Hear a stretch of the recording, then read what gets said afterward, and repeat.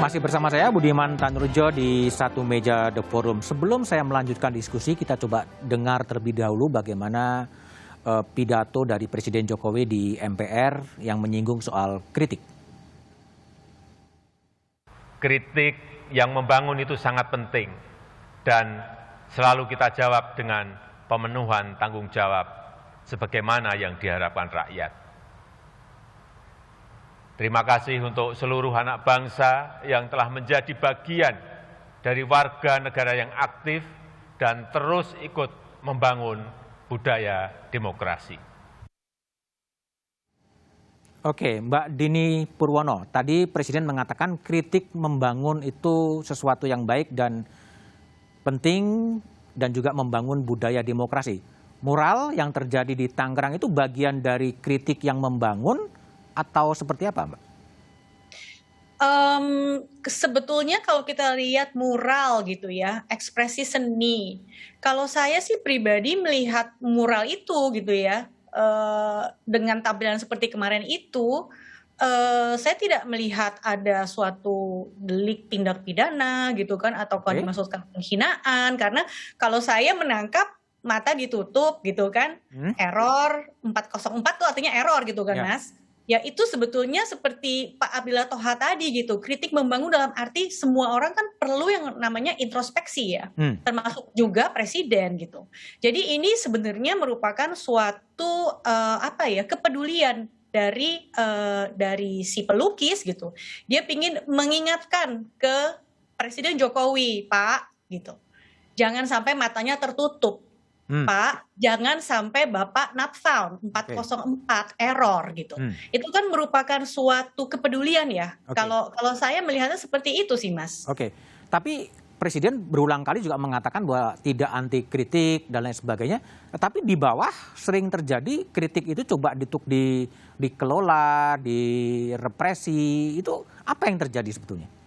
Saya rasa ini hanya masalah miskomunikasi dan mungkin juga pembinaan ya Mas ya gitu.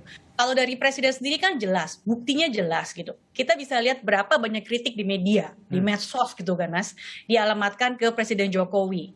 Bahkan juga kita lihat sudah banyak juga yang masuk dalam kategori penghinaan, segera caci maki gitu, sama sekali nggak bermutu gitu kan, tidak ada substansinya.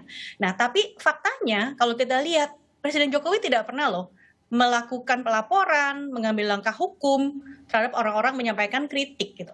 Bahwa kalau kita bicara pasal penghinaan itu kan pasca putusan MK 2006 itu sudah menjadi aduan gitu. Toh tidak pernah Presiden Jokowi mengeksersis pasal itu. Presiden selalu menyampaikan ke publik bahwa kita itu nggak boleh alergi terhadap kritik. Tapi memang tadi seperti disampaikan Presiden di pidato kenegaraan, kritik juga harus disampaikan dengan memperhatikan kepatutan, kesopanan, ya kan Mas, kewajaran, selaras dengan budaya Indonesia lah gitu, sejalan dengan prinsip kemanusiaan yang adil dan beradab. Itu konkretnya gimana Mbak Dini?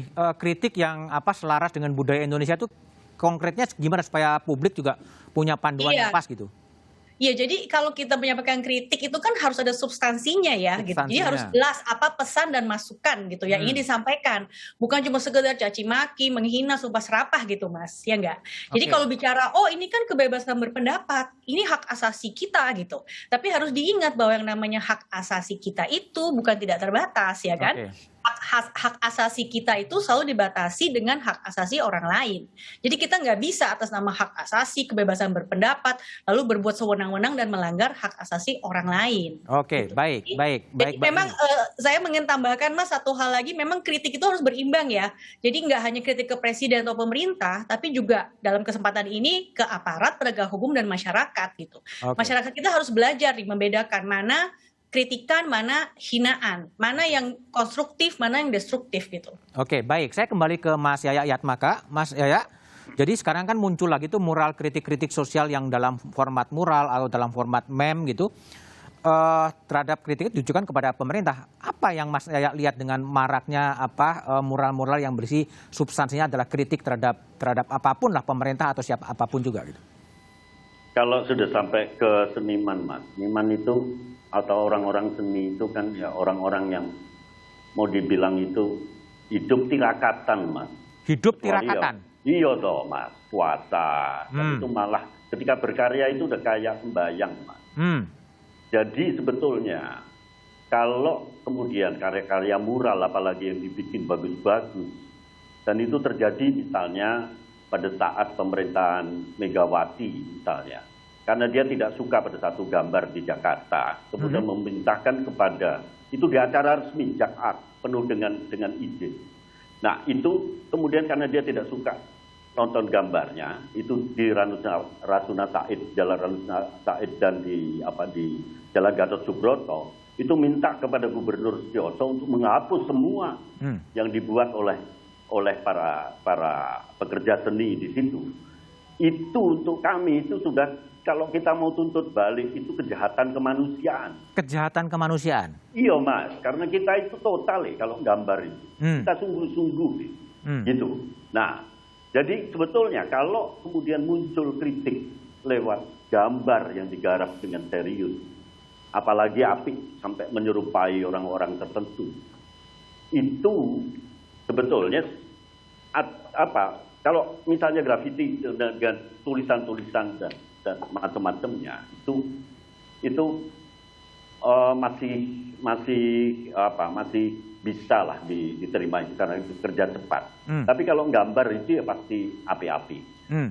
Ya, kalau misalnya itu dilakukan seperti macam para pelaku grafiti, ya, terus itu pasti cepat dan apa-apa. Itu juga menunjukkan bahwa polisi tidak kerja itu karena mereka mestinya kan berpatroli dan macam-macam. Berarti tidak ada patroli. Itu kesempatan untuk para pelaku grafiti itu untuk melakukan dengan cepat apapun, dan itu tidak ada izin kalau udah kayak gitu. Dan ketika kritik jadi itu sebetulnya suara rakyat. Suara rakyat ya? Betul, suara rakyat. Vox populi, vox dei, suara rakyat, suara Tuhan. Tapi ada yang keberatan Mas Yaya? Keberatan soal lain Mas. Itu interpretasi tadi. Soal bagaimana menginterpretasikan antara susunan kata-kata. Dia ngomong, Tuhan aku lapar kok, terus jadi apa ini urusannya, dia sambat sama Gusti Allah kok. Tiba-tiba polisi punya urusan dan menghapus, menjadi tukang cat gitu loh. Dan itu kan malah kita harusnya kita menuntut kepada polisi untuk belajar ngecat supaya tidak menjadi pelaku pengotoran ruang publik. Itu kan malah jadi kotor. Kita itu sudah membuat yang bagus, orang yang apik gitu kan. Itu. Oke, baik. Saya kembali ke Tobas. Tobas sebagai anggota DPR.